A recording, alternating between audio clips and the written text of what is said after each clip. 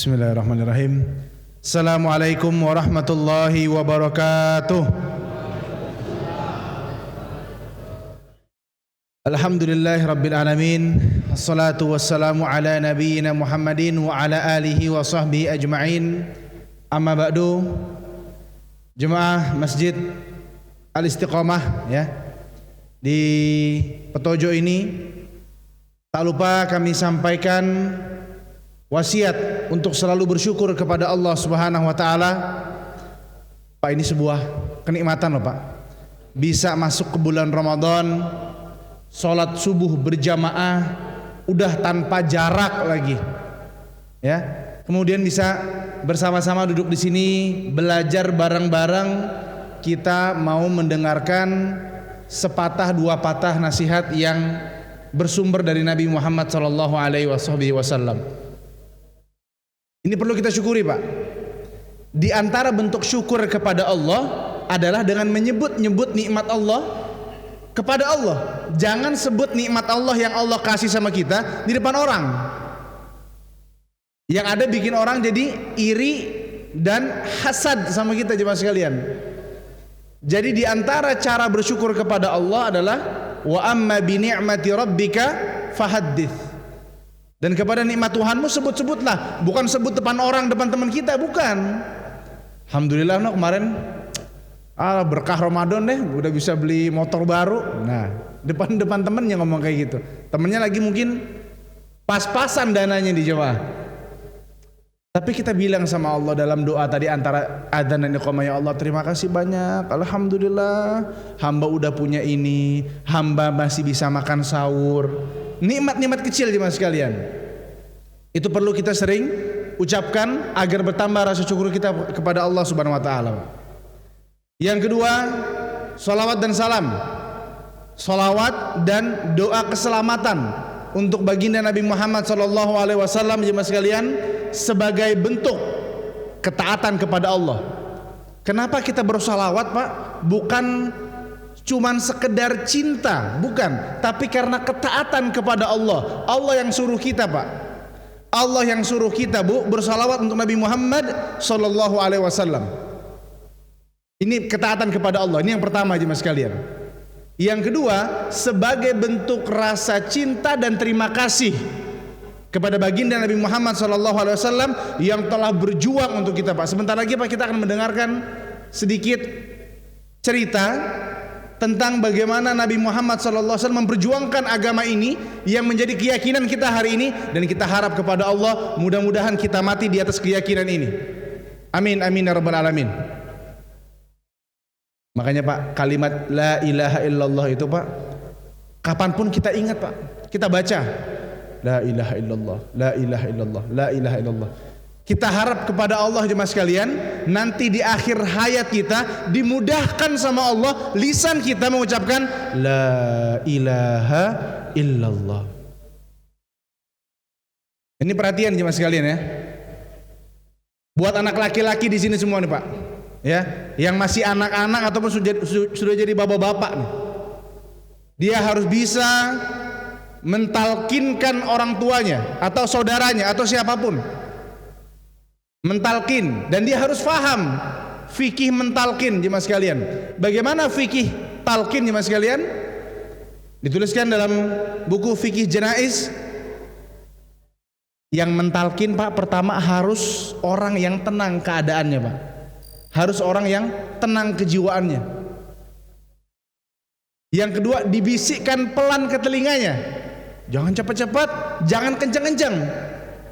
Jangan diteriakin Pak, orang yang mau meninggal Pak, sensitif telinganya jemaah sekalian. Jangan kencang-kencang, pelan di telinganya. Dibisikkan, Pak ikutin saya Pak, la ilaha illallah. Jangan dua kalimat syahadat Pak, kalimat la ilaha illallah saja. Itu yang Nabi ajarkan jemaah sekalian. La ilaha illallah. Dan subhanallah jemaah sekalian, kalimat la ilaha illallah ini dua bibir kita nggak ketemu Pak. La ilaha illallah lebih mudah bagi orang yang sedang menghadapi sakaratul maut. Kalau ayah kita atau ibu kita sudah bisa mengucapkan kalimat la ilaha illallah, cukup.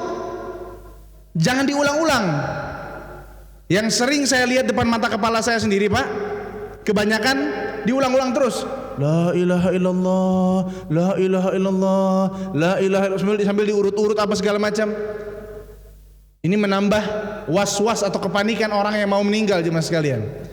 Maka cukup, sudah mengucapkan kalimat la ilaha illallah, cukup. Jangan ada yang ngajak ngobrol lagi. Kalau ada yang ngajak ngobrol lagi, nanti di lain waktu talkinkan lagi, jemaah sekalian, agar menjadi kalimat terakhir dalam hidupnya apa?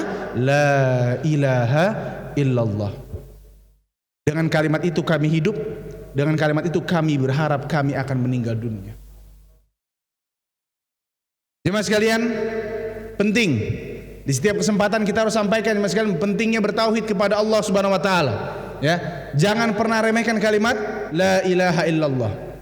Dan dalam pengaplikasian kalimat la ilaha illallah, sebelum kita praktekkan, Pak, kita harus tahu dulu apa artinya la ilaha illallah. Artinya la ilaha illallah adalah la ilaha, tidak ada sesembahan yang layak diibadahi dengan benar, yang layak ditakuti, dicintai, digantungkan harapan kepadanya, illa kecuali Allah, zat yang maha berhak disembah. Ini, Pak, ya, kami sudah sering sampaikan bahwa kalimat lafzul jalalah Allah itu punya arti, Pak, Bu. Kita sering minta sama Allah, ya Allah, ya Allah, ya Allah. Ditanya sama orang, Allah artinya apa sih? Allah, ya Allah. Gak ada artinya. Loh. Gimana gak ada? Ada artinya, jemaah sekalian. Allah artinya yang disembah. Yang disembah. Sebagai kalimat yang lebih santun, zat yang maha berhak disembah. Maka penyembahan ini salah satunya sholat. Puasa kita kepada Allah Subhanahu wa taala, ini penyembahan kepada Allah. Karena Allah yang suruh, kita patuh pada Allah. Jadi inti daripada penyembahan Allah adalah berserah diri. Bahasa simpelnya, Pak, taat, patuh.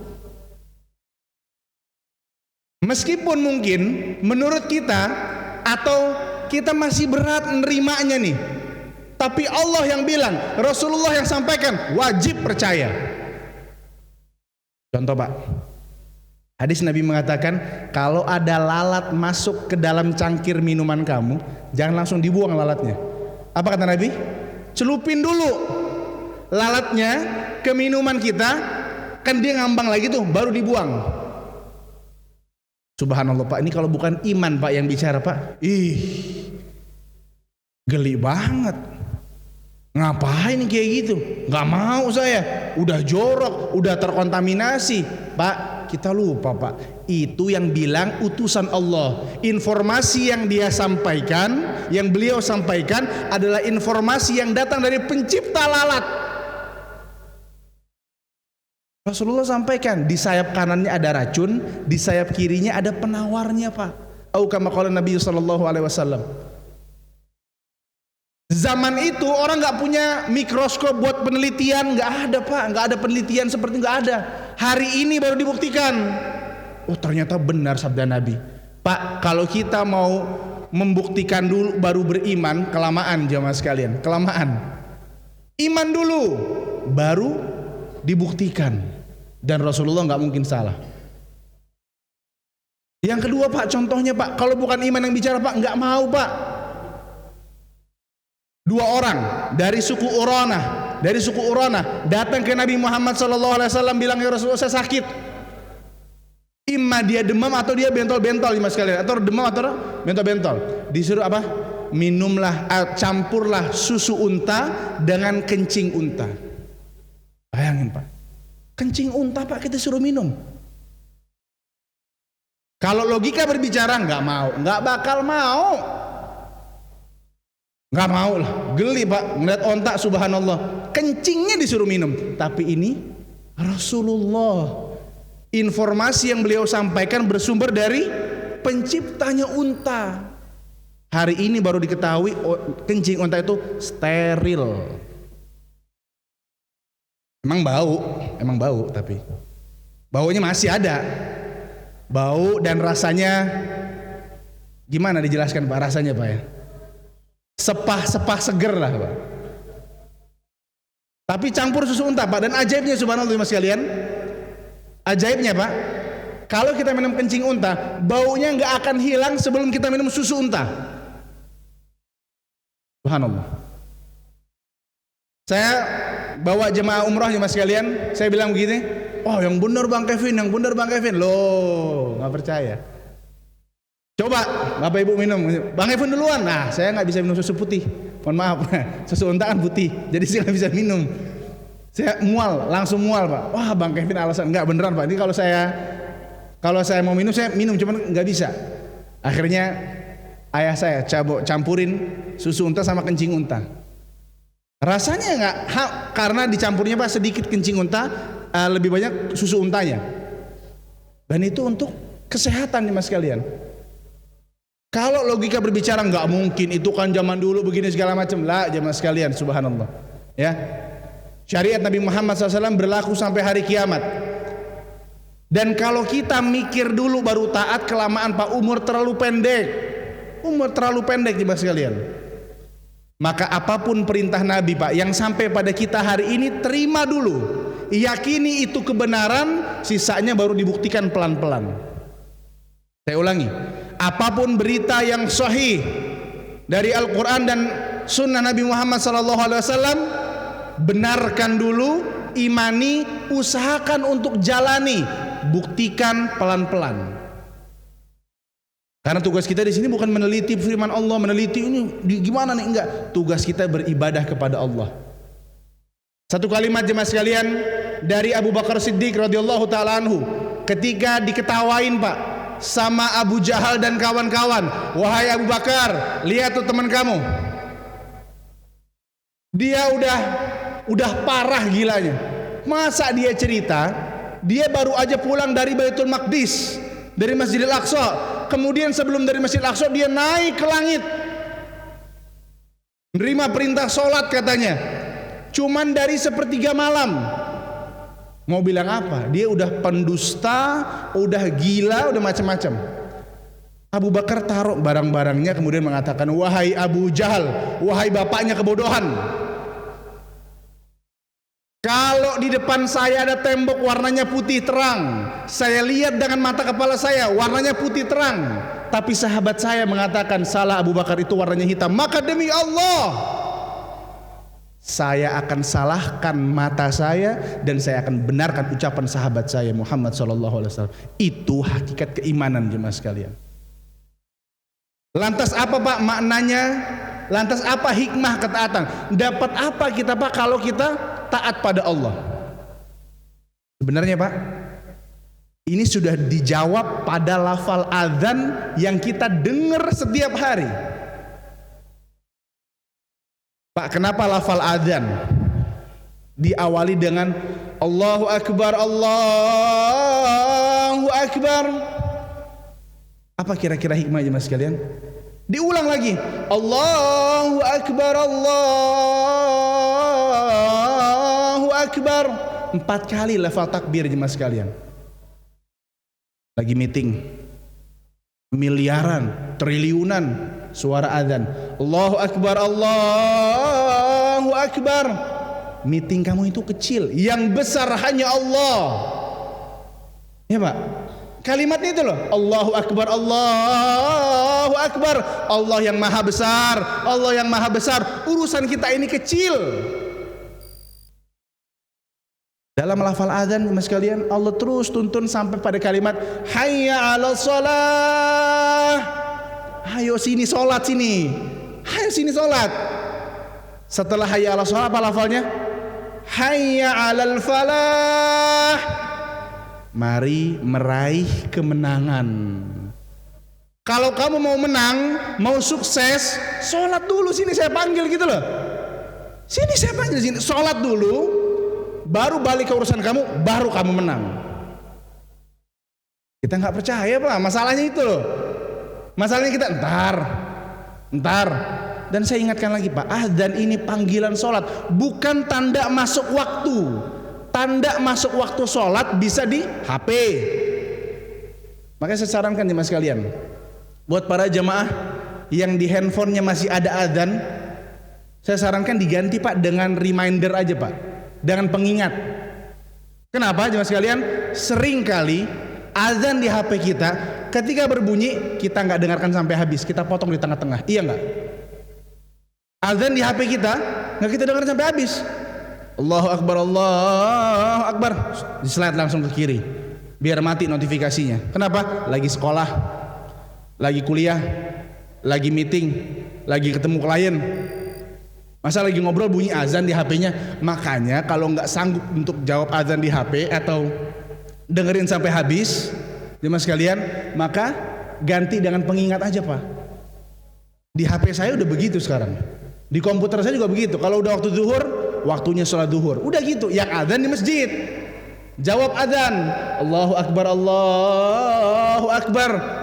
Jangan cuma jalan ke masjid, Allahu Akbar, Allahu Akbar, Allahu Akbar, Allahu Akbar. Jangan cuma jalan, Allahu Akbar, Allahu Akbar. Jawab panggilan adzan sambil kita datang ke masjid mas sekalian.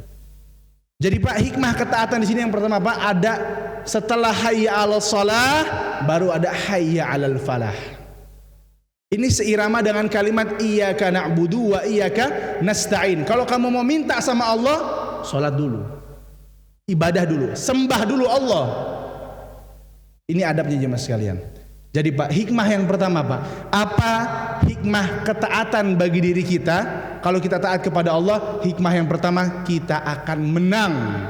Bukan menang ini bukan menang dapat semua maunya di dunia, jadi sultan ya, sultan YouTube, enggak jemaah sekalian. Jadi sultan beli ini beli itu, enggak. Yang kita harapkan Pak, menang di akhirat jemaah sekalian. Ya Allah, kami berdoa di sini ya Allah, semoga semua jemaah Masjid Istiqomah beserta seluruh keluarga besarnya menjadi hamba-hambamu ya Allah yang berhak masuk surga tanpa hisab. Amin amin ya rabbal alamin. Itu yang kita minta, itu kemenangan, victory yang nyata. Hidup ya Pak, sebentar banget Pak. Saudara saya udah meninggal Pak. Saudara saya sudah meninggal, udah nggak ngerasain lagi Ramadan sekarang Pak. Dan kalau kita pikir-pikir Pak, kalimat saudara saya meninggal, orang tua saya meninggal, teman saya meninggal, semua itu Pak, saudara saya, orang tua saya, teman saya, itu cuma satu kalimat sebelum saya.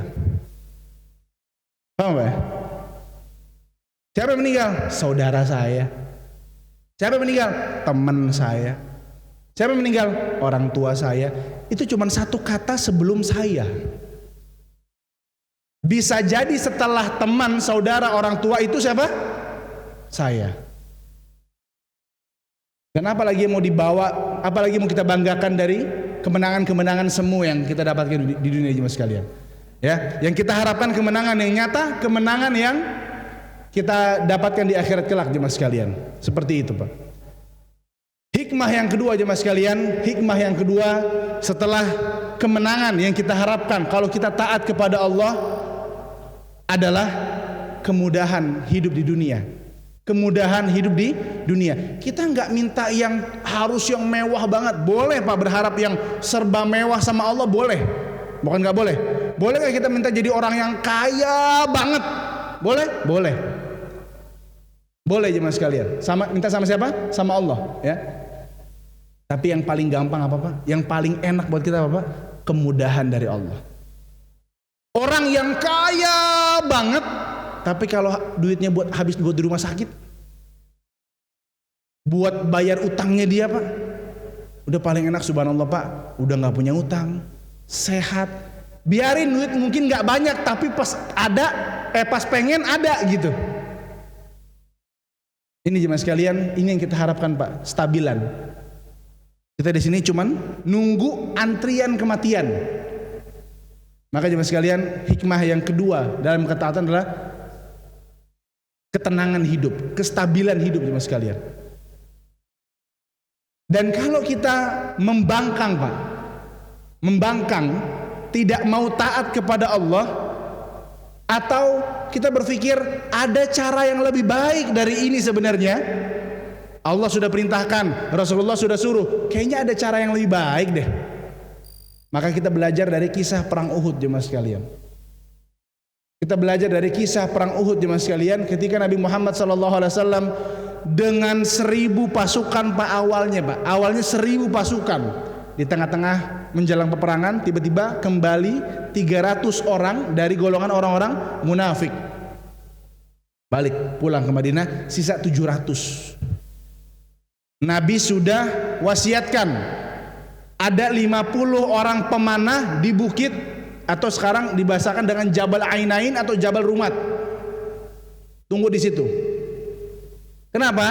Ini yang mau datang 3000 orang. 3000 orang. Kita cuma 700, nggak sampai 1000. Nabi menjaga pasukan, Pak. Jangan sampai perang itu pasukan itu mengelilingi pasukan muslimin. Kalau dikelilingin habis, Pak, dari belakang, depan, samping. Nabi menjaga agar perang satu arah. Sehingga ketika mereka mau berbelok ke sebelah kiri kaum muslimin, ada pasukan pemanah. Ini fungsinya pasukan pemanah jemaah sekalian. Memanah dari atas untuk orang-orang yang mau belok dan menghujani anak panah jemaah sekalian. Dan pada masa itu, Pak, kaum muslimin tiap hari, Pak, dilatih sama Nabi untuk memanah. Sehingga di antara mereka, Pak, bisa menarik anak panah 1 sampai 3 anak panah untuk 3 sasaran yang berbeda, Pak. Luar biasa. Ini kalau apa? Latihan. Kalau nggak latihan di game doang, latihannya udah jadi pahlawan game ini ya. Wah, udah gua ahli naik kuda, ahli main pedang. Di mana? Di handphone. Ya, udah perang. Ayo kita nguar. Waduh. Bahasanya bulan Ramadan perang, Pak. Masya Allah, anak muda sekarang, Pak. Bulan Ramadan tetap perang. Wah, kayak sahabat Nabi tapi di HP. Ayo kita nguar, nguar di HP itu, subhanallah. Ya, jadi jemaah sekalian, sahabat Nabi itu dilatih untuk memanah itu. Awal mula, Pak, karena taat sama Rasulullah Muhammad SAW, dengan izin Allah menang, Pak. Babak pertama menang. Kocar kacir pasukan Quraisy, jemaah sekalian, ketika melihat dia sudah kocar kacir, dikejar nih sama pasukan inti. Medan perang kosong. Ini ibaratnya nih, Pak, ini medan perang nih. Saya di atas bukit. Ini saf laki-laki, ini medan perang. Itu pasukan udah kabur sampai ke belakang. Terus dikejar sama kaum muslimin. Ini udah kosong nih. Tersisalah panah, pedang, kuda-kuda yang enggak bertuan. Ini halal bagi kaum muslimin. Halal bagi kaum muslimin, disebut harta ghanimah. Yang di atas bukit bilang, udah selesai peperangan. Gimana kalau kita turun, kita kumutin tuh anak panah, pedang, tombak, kuda-kuda, nanti kita kasih ke Rasulullah Muhammad SAW, Rasulullah yang bagiin. Kata temennya yang lain, jangan, Rasulullah tadi bilang tetap di sini aja. Yang satu tetap taat, yang satu enggak, tadi tuh maksudnya begini kali. Nah, berusaha menyelisihi. Nabi bilang A, B. Dia bilang, enggak deh, mungkin maksudnya C kali. Coba aja, nggak apa-apa, udah menang ini. Perintah Nabi tetap di sana. Bahkan kalau kalian melihat bangkai-bangkai kami dimakan burung pemakan bangkai, tetap di bukit itu. Itu perintah Nabi, Pak. Jelas ultimatum. Ada ide-ide logika yang lain yang masuk di sini, jemaah sekalian. Udah, nggak apa-apa deh, turun aja deh. Turun aja yuk. Turun, diambilin. Ternyata, Pak, orang-orang Quraisy punya pemimpin perang yang sangat amat cerdas bernama Khalid ibnul Walid radhiyallahu taala anhu, yang waktu itu masih belum masuk Islam, Pak. Pak, Khalid bin Walid ini radhiyallahu taala anhu sampai hari ini di kuliah-kuliah di Arab ya. Kalau saya bukan kuliah di Arab, saya kuliah di Jakarta aja, Pak, bareng Bang Firaldi tadi, Masya Allah, dikasih tahu ya. Di kuliah-kuliah di Arab ada mata kuliah peperangan nih, Mas sekalian. Itu masih pakai strateginya Khalid bin Walid. Sampai hari ini, Pak, strategi Khalid bin Walid masih dipakai dalam strategi peperangan modern. Subhanallah. Keren beliau. Dia ternyata ada di pojokan padang pasir sebelah sana. Dia melihat peperangan bersama 1000 pasukan. Dia megang pasukan 1000 orang. Dia lihat, oh udah lari ke arah sini, bukit udah kosong. Dia lari, Pak. Lari memutari bukit, menaiki Jabal Rumat. Yang 50 orang di bukit pemanah, Pak, dari 50 sisa 5 orang. Yang naik ke bukit berapa orang? 1000 orang. Dibantai Pak yang 5. Bas.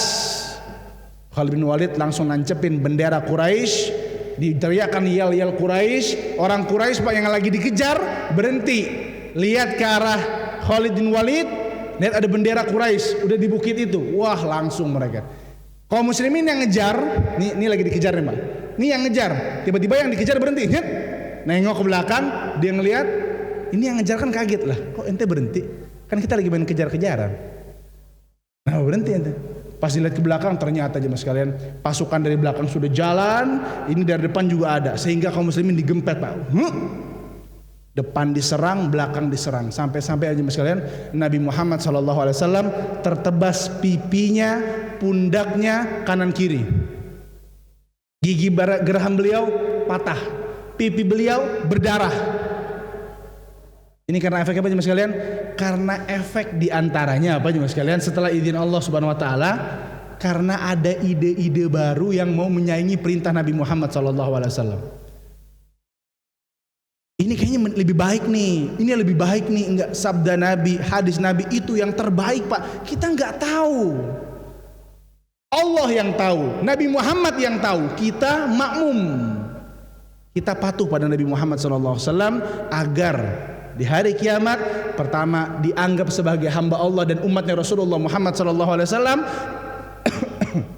Yang kedua, minum dari telaga Nabi Muhammad SAW. Yang ketiga, bisa masuk surga bareng-bareng sama Nabi Muhammad SAW. Itu jemaah sekalian, demikian mungkin yang bisa kami sampaikan. Hikmah ketaatan Pak pada pagi hari ini, yang pertama mendapatkan kemenangan dari Allah, kestabilan hidup. Dan kalau kita nggak mau taat sama Allah, wajar kalau umat Islam selalu merasa kalah, tertekan, ditekan oleh pihak lain, karena kita seringkali meninggalkan perintah Nabi Muhammad SAW dengan dalih-dalih apa?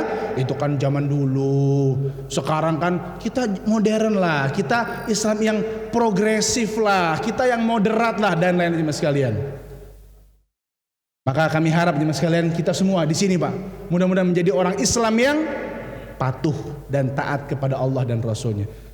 Demikian mas sekalian, kita tutup dengan berdoa kepada Allah.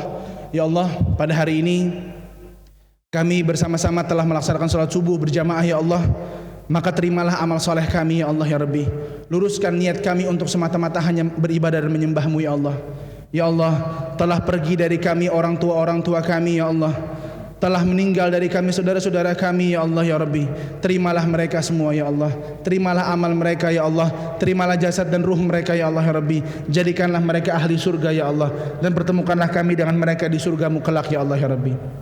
Ya Allah, puasa ini ya Allah kami sangat menikmatinya ya Allah.